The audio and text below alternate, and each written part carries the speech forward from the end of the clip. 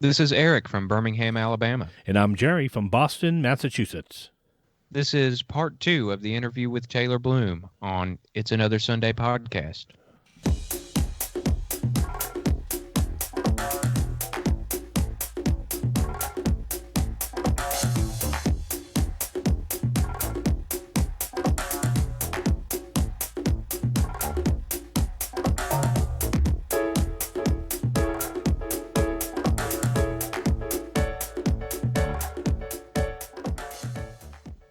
You have an album coming out, My Father Before Me. Tell us about it. Sure thing. So it's a collection of songs, some of which are a few years old, some of which are a few months old. Probably a majority of them have been written while on tour, which is an experience that I've talked about with Josh Turner. He wrote like all of his first album on our Simon and Garfunkel tour in 2018. It's a good time to write because you're sort of feeling lonesome but you're also having a great time and you have access to musicians and instruments and stuff. Anyway, I digress.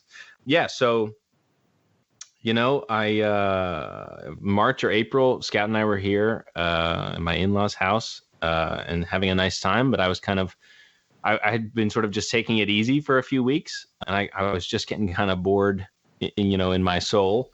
And I was out for a walk one day and I was just like, oh shit, I'm going to have to record an album. Damn it.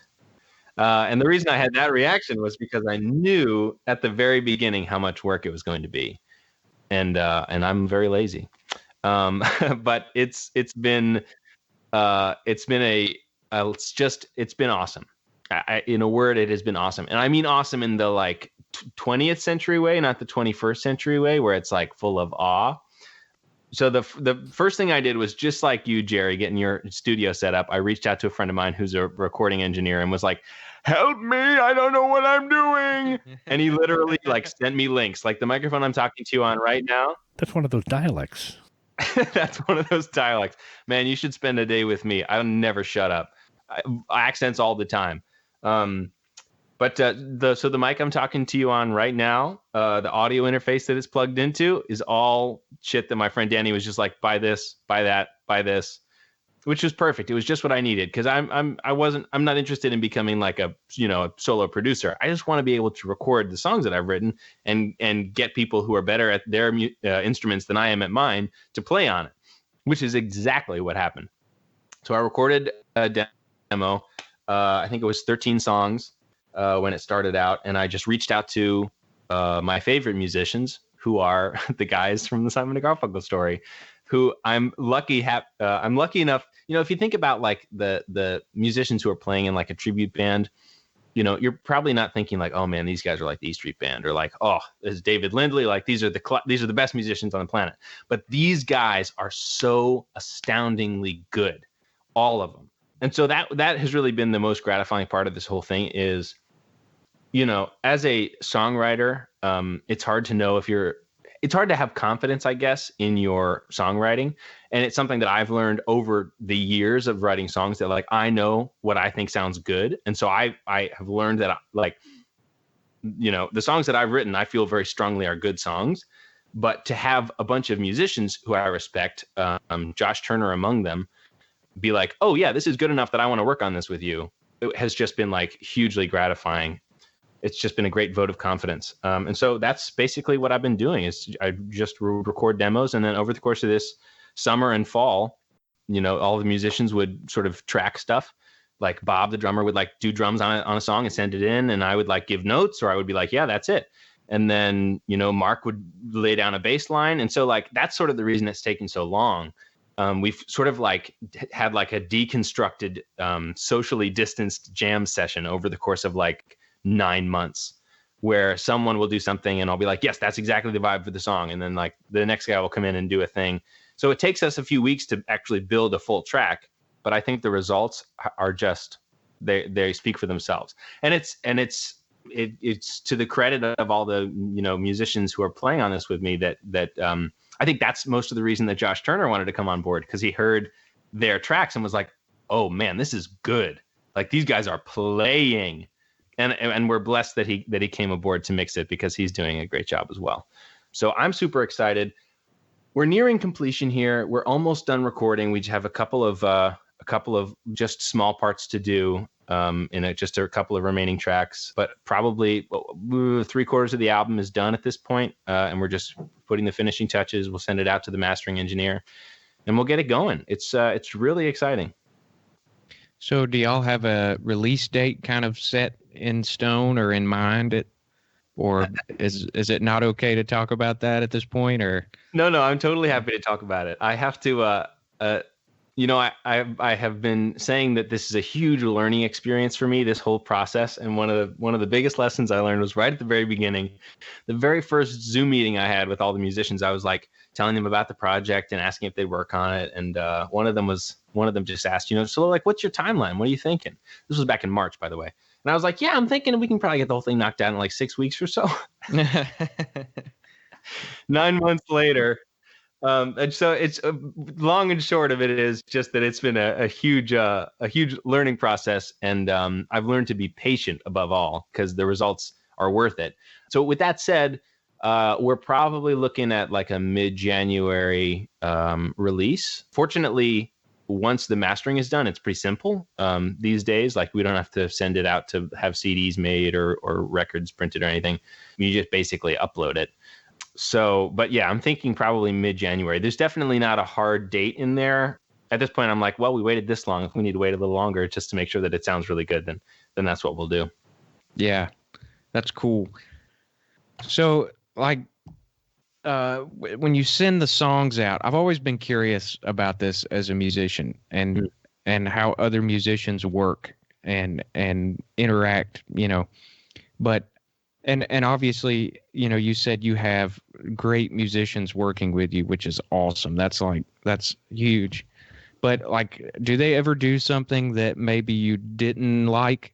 And if so, how do you communicate your vision that you have to another musician who may be thinking or feeling something a little different? Sure. Oh, well, I'm not the most confrontational person, so that's definitely something that I struggle with.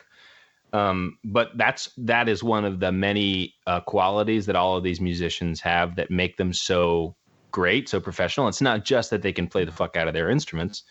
It's not just that they can play so well and they have such good instincts. It's also that they're all super professional.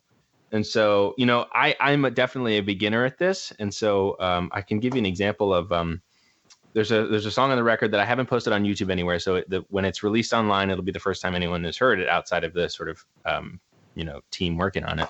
And it's a song I wrote that I love, but I had no idea really how to arrange it or like what to do with it. A lot of times you'll have a song and you're like, oh, this is going to be like this. We need this here. We need that there. And this song was just like a complete mystery to me. And so the guys all sort of need a little bit of direction at the beginning.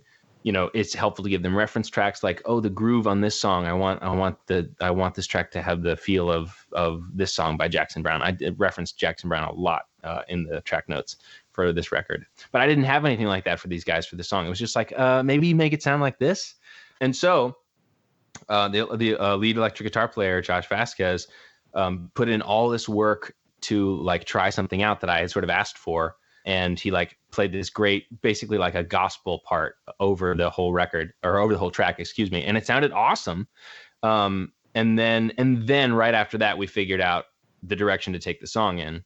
And so we just basically had to be like, Josh, sorry, we're not going to use any of this, basically.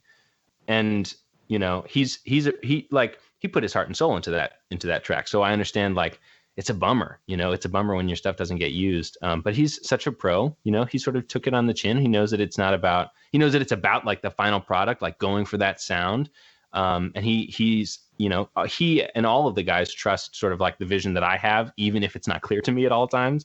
They've been very patient with me. So yeah, I don't really have much advice for you there. Because the hardest part, which as you pointed out, is finding the right musicians to play with. I just sort of fell into that. So I'm really just very lucky, very fortunate. Going kind of in that vein, what were some of the challenges that you encountered when you were writing your own music and recording the album? Sure. Well, the writing part, as I mentioned, I've been writing songs for over half of my life now. Gosh, I'm getting older. And so I had like a I see you laughing over there. You're old. Yeah, man, I'm over the hill over here. See the gray hair. I wish I had grays, man. My cousin has some gray spotting, and it looks so good on him. So the songwriting, is sort of something that I've been working on for a long time. So I always felt pretty confident in that. But the recording, man, it's a steep learning curve. It's been difficult, and I've gotten a lot of help from my friend Danny, who I mentioned. I mean, Josh has spent an hour or two on the phone with me over the course of this process, literally being like, click here. You see where this button says this? Click on that. Stupid stuff like, these are the headphones that I've used, and I like to have the click so loud in my head, the metronome so loud, so I don't go out of time, that on a lot of the early demos that I recorded, you can hear it. Like, you can literally hear it in the song. And that can't be the final track. You know what I mean? So it was definitely a steep learning curve. The whole original demo that I recorded, I did it without a pop filter. And so all my vocals are super, you can hear all the pops, and I keep like attacking the condenser mic with like puffs of air. So I had to redo the whole thing, so that first demo, attacking those like 13 songs was really kind of tough. I'll tell you that over the past week or so, I've started demoing a new batch of songs for another album. And it's been much smoother sailing, because I feel like I just have the basics down now of where to position the microphone and like how to make sure that I'm not going to, peak and everything. So, but yeah, it was hard at first for sure. How is acting and being a musician similar or different? Are there skills that kind of relate to each other, or things that are completely different? That is a great question. Well, the first thing that occurs to me is in terms of like the live performance of both. In both cases, a lot of times you are sharing the stage with other performers. If you're playing in a concert, if you're doing the Simon & Garfunkel story, you're on stage with a bunch of other band members. And if you're, doing like frickin' Music Man or something, at the very least, you probably have at least one scene partner. And so like learning to work on stage with someone else, and like developing a connection with someone else on stage is definitely sort of common between the two experiences. And that connection is so important for the audience, I've found. Like, whether it's your connection to your scene partner in a love scene, or you turning around after the drum solo and being like, fuck, Bob, that was awesome. Like, either way, the audience loves it. It deepens the audience's experience. I will say that I think I feel a little bit more natural as a musician, honestly, than as an actor. I don't know if you guys can tell, but I like to talk and I like to, I think I'm learning about myself that I'm an entertainer sort of above all else. Like, my favorite thing is to make people laugh and to make people feel good. And so I think I feel a little bit more, I guess, comfortable doing that as myself, playing music rather than, performing another character. And that's been a strange thing to come to terms with, because so much of my adult life has been devoted towards acting. And some major differences, I would say, gosh, I mean, they're sort of fundamentally different art forms. Like music is, I don't know, maybe acting at its best is very much like music. I feel like maybe, in acting, you can rehearse something to death, and you can like try to do it the exact same way every time, and then it's going to be super boring for everyone to watch. And I guess the same thing is true for music. That being said, if the way you do it every time with music is really great, then it's often really great anyway. Whereas like with acting, I feel like if you're doing it the exact same way every time, the audience there's just some way that the audience is able to tell that like, oh, this is just the same old, this is kind of boring. So I don't know. I'm certainly no expert, I'll tell you that. That's super interesting. I've never thought about that before, like with acting, how that could be. Like doing it over and over and rehearsing it would kill it, kind of. I never thought about that. That's cool. Jackie Gleason never rehearsed because he felt that by rehearsing, it would lose whatever, comedy or whatever they were trying to get across in the show. they would get a script on a Saturday morning, and they'd be taping, or they'd be performing it and taping it on Saturday night in front of a live audience. They'd go through one read through. So you've done film, you've done concerts now, and you've done stage plays. If you had to pick just one of those, what would it be?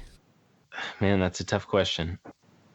I think at this point it would have to be doing concerts. I'm just feeling really good in this world, and it feels like it's a bit more in my control. One of the most maddening things about the world of theater is that until you reach a certain point in your career, and most theater artists just never reach this point.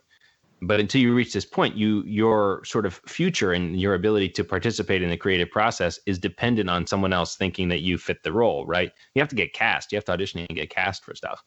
And the nice part about sort of the journey I'm embarking on and have been on for the past few months of writing my music and recording it, and even just posting songs on YouTube is, even if nobody fucking cares, at least I can be doing it. At least I have control over whether or not I get to participate. And that is very satisfying, to just have sort of like a control over your own fate and agency over whether or not you get to be creative. So that part of the whole music thing, it's definitely nice compared to the theater life. Yeah. And kind of going off of that, I noticed you do a lot of covers on your YouTube channel. And do you like doing the covers, or, I mean, I'm sure you probably prefer originals, but what's your take on covers as a musician? Sure. Well, I don't know if I could ever be the guy playing like a 3-hour set of like the Billboard Top 20 in the corner of the bar. There are lots of people who do that, and I don't know if I could do that. All the covers that I've done on my YouTube channel are songs that I love. And that's what makes them like appealing to me to perform. I couldn't go on and do like, who can I name that? I have very divisive opinions about music in general, but like I couldn't go on and record like a Jack Johnson song because I'm not really a Jack Johnson fan. And so like a lot of people will send in requests like, hey, can you cover this song? And it kind of like, I feel bad being like, no. No, I won't, because I don't really like that song. So, but for me, like doing songs, like I feel a certain connection and ownership of songs that I love. So like Joni Mitchell's Amelia, like I feel a piece of that song belongs somewhere in here. And so I feel like very good performing it. You know what I mean? It's kind of a strange hippy dippy way to say I love the song. So I feel good about covering it. What was the inspiration behind your album? Well, I mean, but behind like putting together an album, or like the concept, of course, the title, My Father Before Me, with that, as that kind of like a driving concept behind the album, or is there a central theme around it? That's a great question. And I appreciate you asking it, because now I get to talk about the answer, which and I like talking about this stuff. So I was going on a lot of walks in between recordings of demos in the spring and summer when I was working on this here. And the phrase "My Father Before Me" kind of popped into my head on one of my walks. And it to me, it felt very sort of like multifaceted. A lot of the songs in this record are about sort of like feeling a loss of innocence, or like a loss of childhood, and like searching for a new sense of home.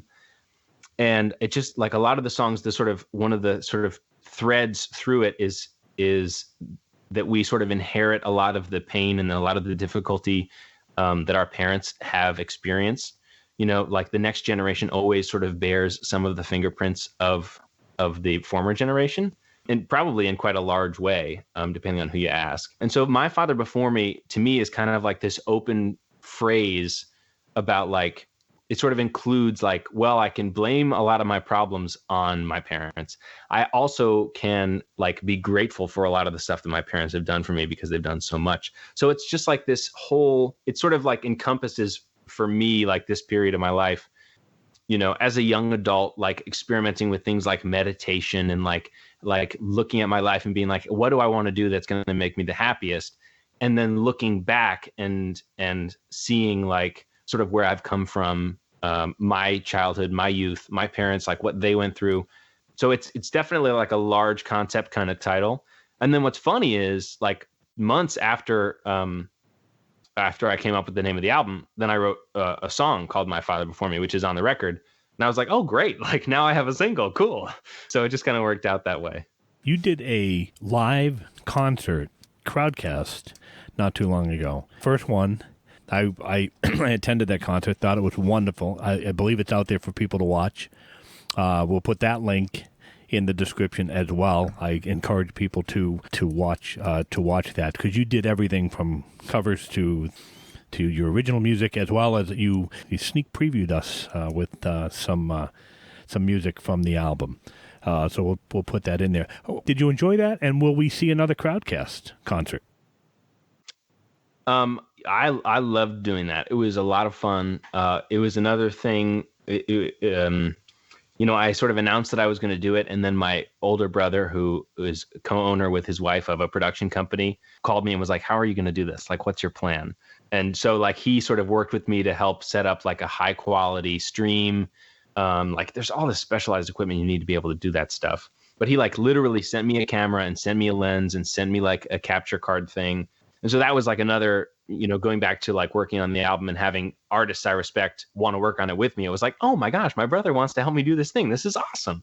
And the evening itself, I had an amazing time. It was the first time, I said earlier that like, I feel most just like a performer and an entertainer. And it was the first time that I've gotten to perform and entertain in months. And so it felt great.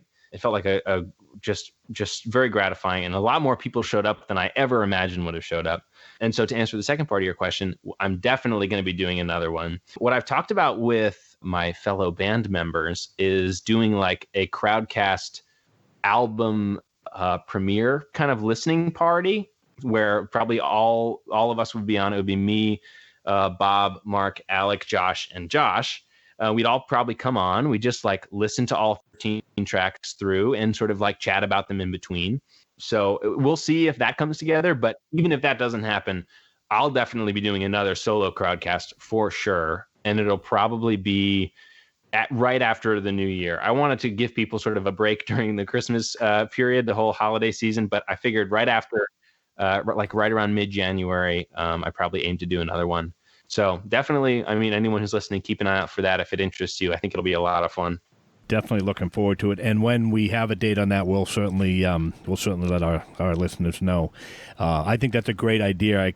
I'm envisioning the opening of the Brady Bunch with all the band members in little squares singing. But no, I think that's an awesome idea. Oh, that was my Boston accent. Idea. I heard that, man. I didn't want to say anything, but now, by all means, I mean, you can rag on me. Everybody else on this podcast does. So, whatever, Jerry. Yeah. You said you like to talk. Yeah, so we'll let everybody know about the Crowdcast once you get that, and of course, once the album is released, I hope you'll come back and join us and on the show, and we'll promote that out there for you, and maybe can hear a tune or two absolutely from the album on that. Speaking of tune or two, do you have one more in you for our audience? I would love to do another one for you. I figured it would be fitting to do this is actually a song from what will be the second album whenever it comes out. During the Crowdcast concert, I don't know if you remember, Jerry, but towards the very end, I was sort of like looking through the chats and trying to answer questions. And it turns out that my nieces, who were watching the show, requested another song. And so totally unplanned, I just played them another song. And so I thought I would do that song for you guys tonight. It's a song called Back to Bhutan. And I'm pretty pleased with the song. It's every once in a while I'll write a song that has sort of an undercurrent of humor. All right, well, I'm ready when you are. You can just give me the high sign. All right, ladies and gentlemen, Taylor Bloom.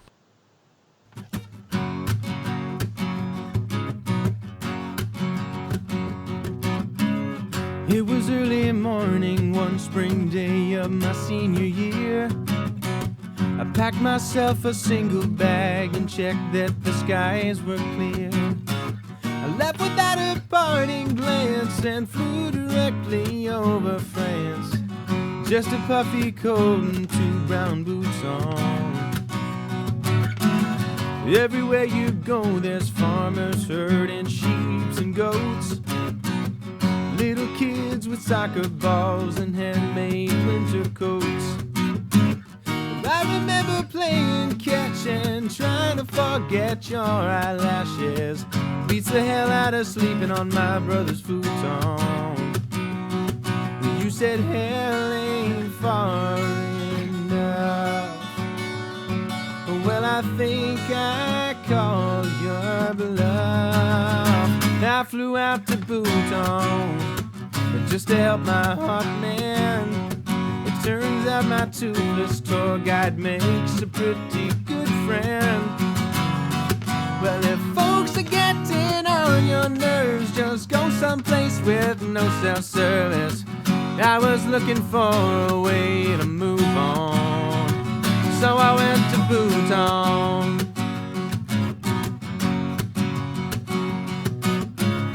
Every 30 seconds someone offers you some tea. Lots of hiking to be done and lots of dogs to see. And stray dogs running everywhere. They got no homes but they got no cares. Makes a person wonder before too long. I remember hiking to this temple on a cliff, burning so much incense you could not avoid a sniff. These Buddhist monks, they pray all day to get the bad demons away. I pulled out your picture and they told me to move on. I flew home feeling blessed. So now whenever I feel stressed, I just remember Bhutan and all the friends I made there. I'll remember prayer beads and the freshness of the mountain air. Well, I ran away from all your malice to the land of sacred phallus. That you can fry up demons just like a crouton. That's what you get in Bhutan. The second that I landed, you said, don't come home, our love is so dead. Then I got 500 texts from everyone at once expressing outrage at my disappearance, confusion and cold insistence that I come home soon and safely. I replied all and typed up bravely. Don't wait out for me, I'll be gone for too long. I need some me time, some free time for a new song. Well, I'm tired of always getting lost and losing track of what it costs to move on. I'm going back to Bhutan. I'm going, you can't stop me, I'm never coming back here again because I like living in Bhutan, because they're nice to me, because I'm not from there and they speak Bhutanese or something, and we don't have to talk because we really can't communicate very well, and it's really great. And no one there has cell phones, and it's awesome, and I hate all of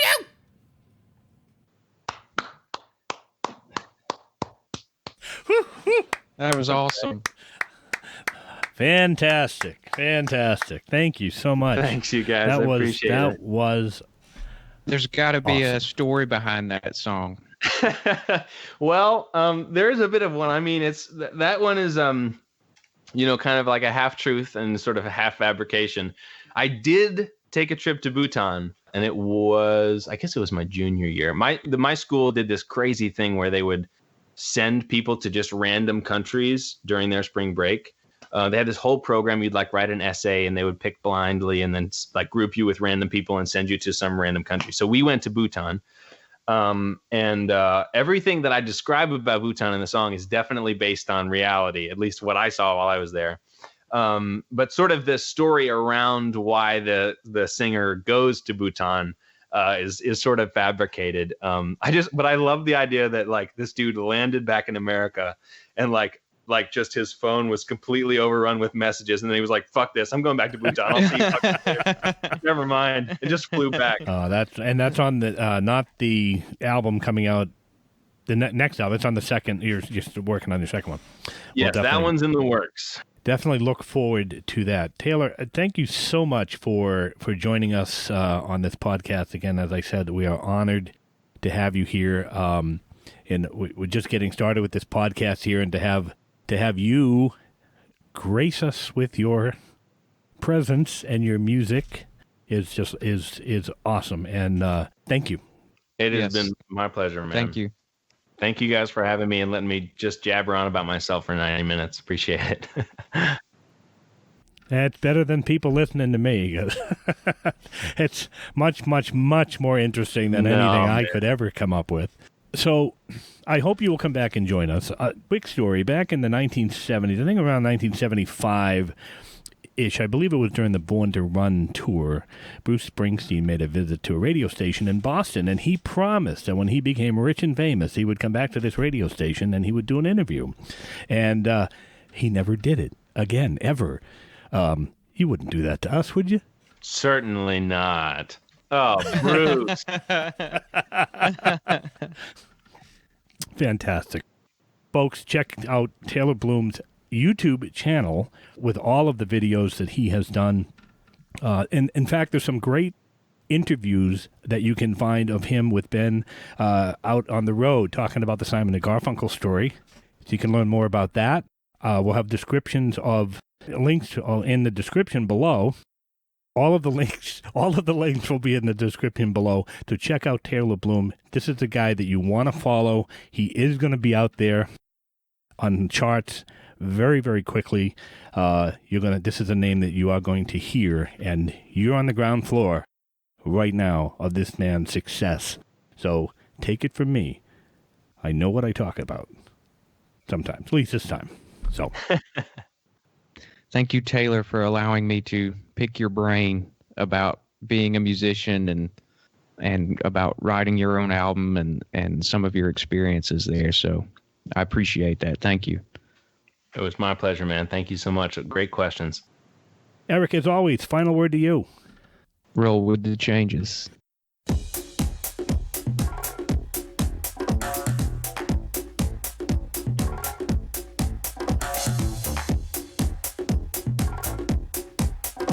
It's Another Sunday Podcast is produced by Erich and Gerry.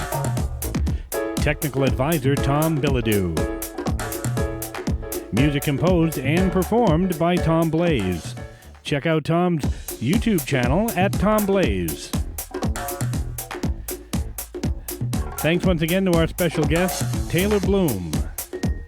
Check out Taylor's YouTube channel at Taylor Bloom. That's it for Another Sunday Podcast. Thanks for listening.